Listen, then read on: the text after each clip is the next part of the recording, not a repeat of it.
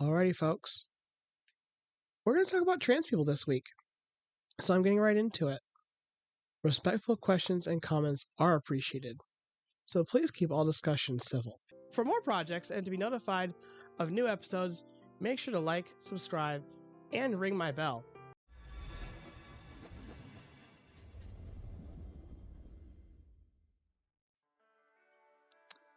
So by now, you can probably see who these characters are. Of course, this bearded fellow is Tam McNamara. Beside him is our topic and main focus today, Patty Smith. So what does it all mean? Transgender, as a word, is a combination of the word gender, meaning the roles, clothes, and cultural norms typically associated with a person's sex, and the Latin prefix trans, meaning across from, such as transatlantic, transcontinental, or even just transfer. The opposite of which is cisgender, cis meaning on the side of.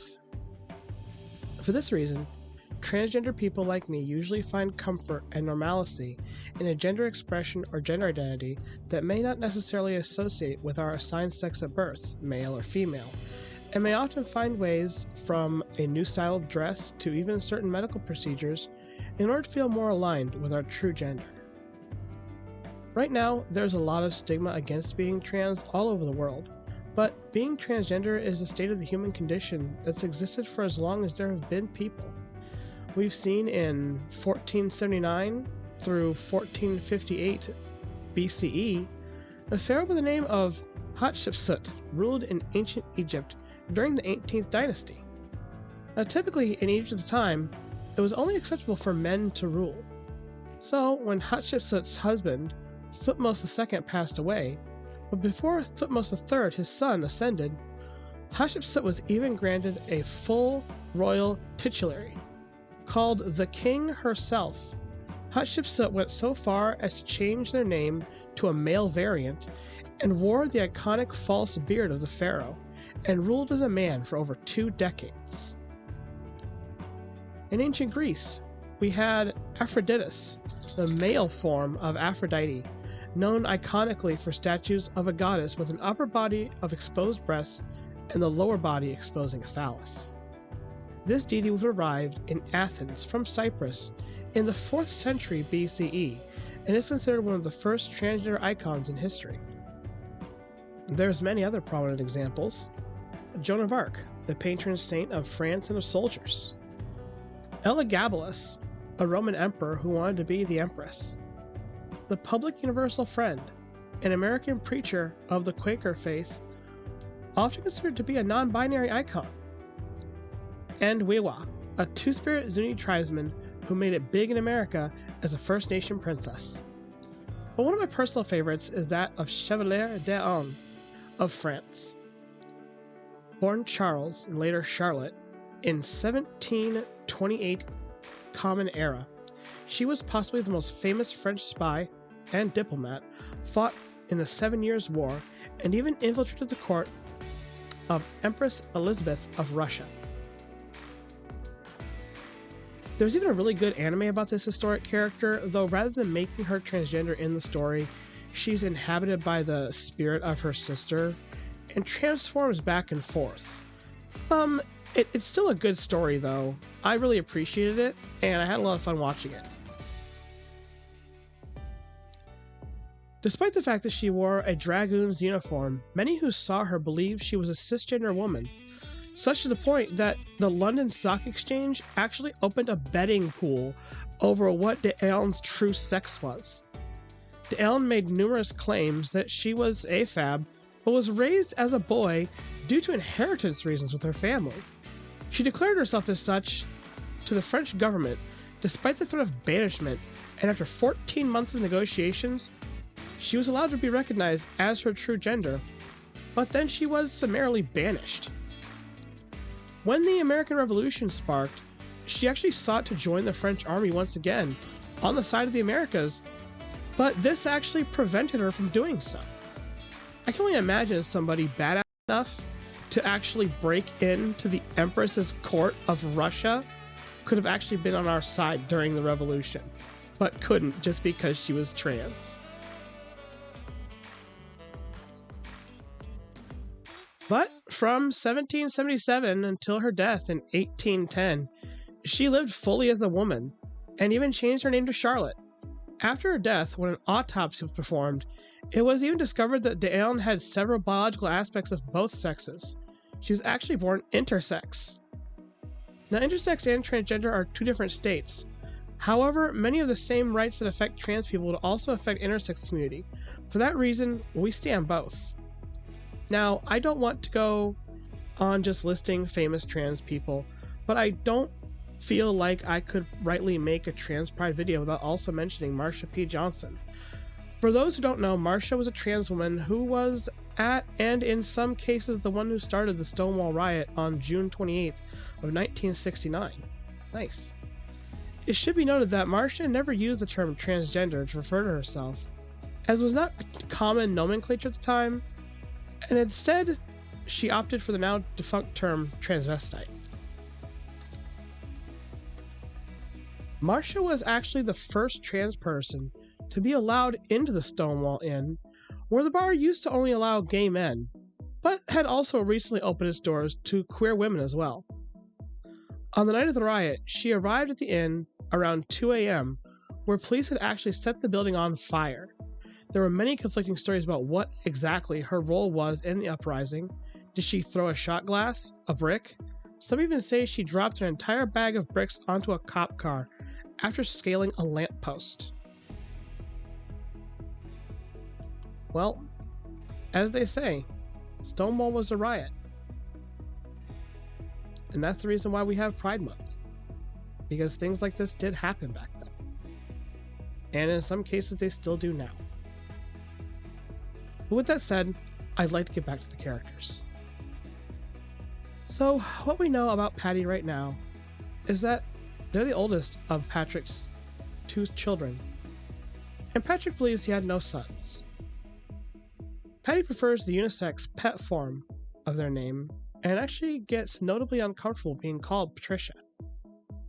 In the case for Monomyth, especially in a small town like Alden, I wanted to showcase Patty as someone who may never actually understand why they have the feelings that they do. Transition medicine isn't really feasible in their area, or at their time, and there isn't a lot of visibility on where they are. But, in a more modern setting like this image, I could see Patty and Tam at a pride parade together. He's cut his hair a bit shorter and started dressing in a more masculine attire. He's binding his chest and got on a comfortable leather jacket.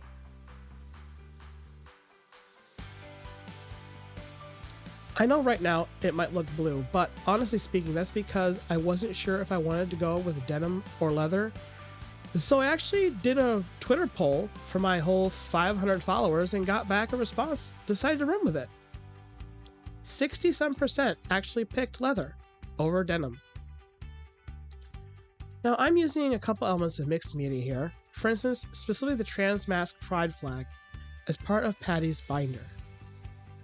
Now, binding is a practice sometimes done by trans men or trans masked non-binary people and those who are AFAB to reduce the appearance of breasts and give them a flatter look. It can help relieve feelings of dysphoria, but it should also be done with caution. Binding too long during the day can get painful or uncomfortable. So if you choose to bind, even for completely cis reasons, remember to give yourself a break now and then. It should be noted that not every trans person may take medical steps to transition here. Notice earlier I didn't mention anything about Patty taking testosterone, and he still wears a binder, so he couldn't have had top surgery.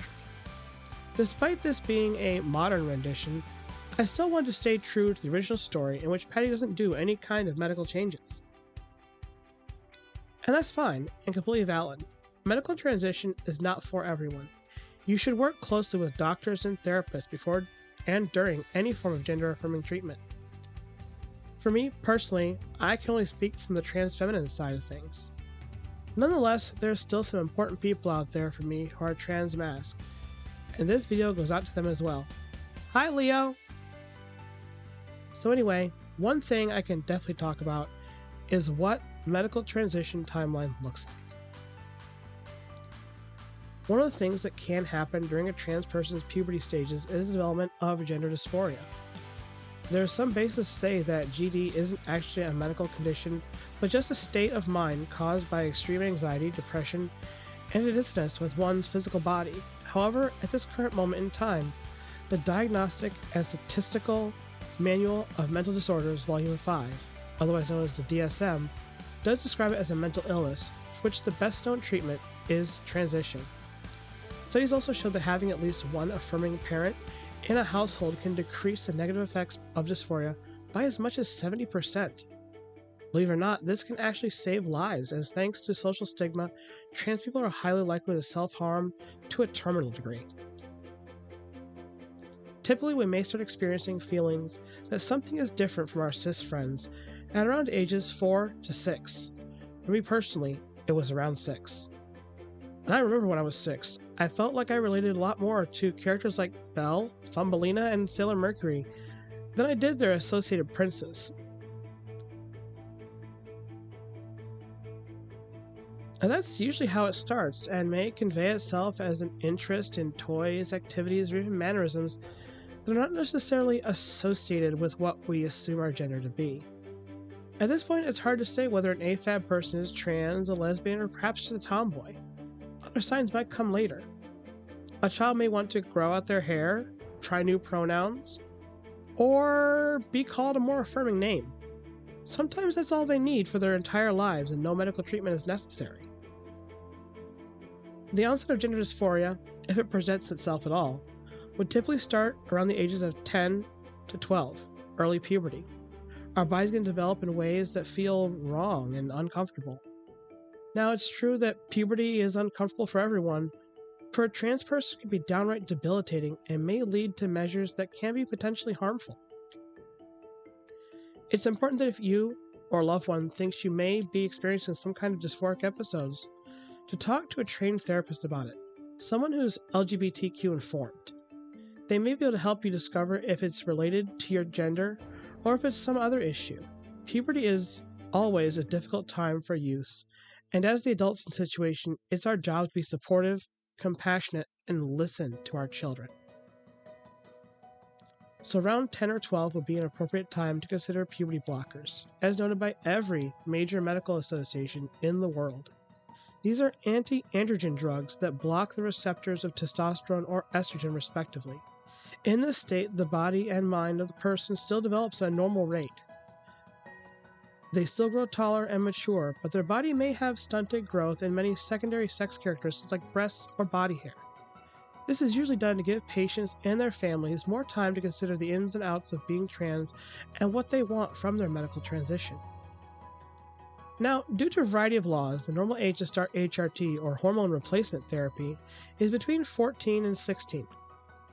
This is done instead of puberty blockers and will raise the trans person's hormone levels to that of a normal cisgender person. A trans man will grow hair and get a deeper voice, a trans woman will get softer skin and begin to develop breasts. Note, in extreme cases, top surgery is not usually performed on anyone under the age of 18, and no genital surgery has ever been done on a minor, except in cases where the child in question was an intersex infant where more than one gonadal representation was present. Funny that. We see a lot of laws right now here in the US being passed that try to deny gender-affirming care to trans people all the way up to age 25. However, they may allow doctors to perform these surgeries on infants as long as they're born intersex. And I know I keep sort of mentioning it in tandem, but I don't really want to get into a lot of detail on it now because I think it deserves its own video, and I'm just not knowledgeable enough in that topic at the moment. At age 18, a trans person may elect to have top or bottom surgery.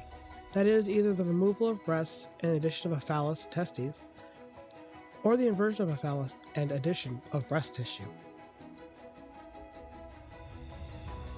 Now, this process usually takes around 5 years to complete, calls for many consultations with the surgeon, and it's highly recommended that you know your doctor before allowing any kind of operation to go forward so that you know the standard of care and aftercare when you're in recovery.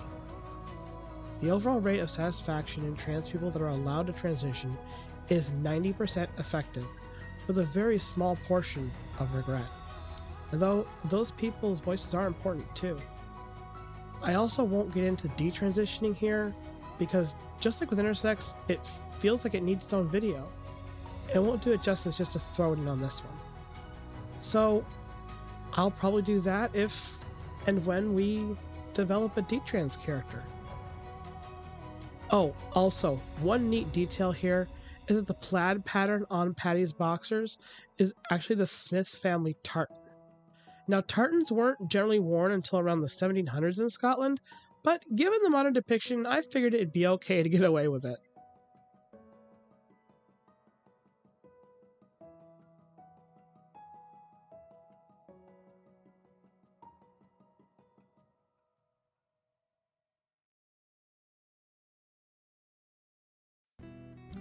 Alright, thanks for getting through this video with me, everyone. I hope you're safe and hope you're happy. If you have anything you'd like to share or even ask about, then leave a comment. Once again, we're monitoring them heavily. So in order to protect our other viewers from potential abuse, we must adopt a zero-tolerance policy on harmful language. I'll be releasing the next Pride video on Thursday, with a special Father's Day project coming up on the 18th. Episode 2, Catch and Kiss, should be available around the end of the month, so be sure to like, subscribe, and ring my bell to get notified when that's coming. Also, we have our Patreon page. For more great content, including my art, access to Tales of Atonement comic book, music, and other great stuff, please think about dropping by. Everyone who signs up, even the $1 tier list, is part of our video shoutout. And those patrons include Shadow Fox, Arya Gamari, Charles Tam, Jace Marlowe, and Londare Lumen. Thank you once again, guys. And one more video shout out to the fantastic Rama, or Lightshine799 on Fiverr. I really appreciate all of their help with this month-long project, and I know they appreciate our returning business. So I will put a link to their business in the description, and please go and check them out.